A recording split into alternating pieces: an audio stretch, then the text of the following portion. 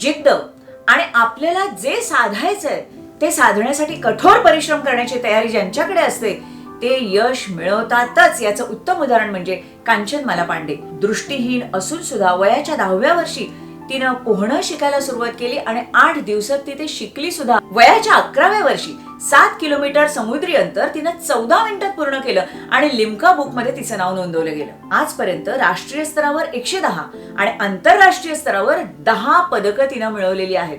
Mexico मध्ये झालेल्या para जलतरण स्पर्धेमध्ये तिनं सुवर्ण पदक मिळवलंय. महाराष्ट्रातल्या बुलढाणा जिल्ह्यात चिखली तालुक्यात एकलरा गावामध्ये ती राहते. हे मी मुद्दाम अशासाठी सांगते की अनेक जण असं म्हणतात, संधी काय शहरातल्या लोकांना मिळतात, खेड्यातली बिचारी तशीच उपेक्षित राहतात. त्यांना लगेच कांचनमाला पांडेचं उदाहरण द्यायचं, कारण संधी मिळत नसते, ती खेचून आणावी लागते कधी कधी.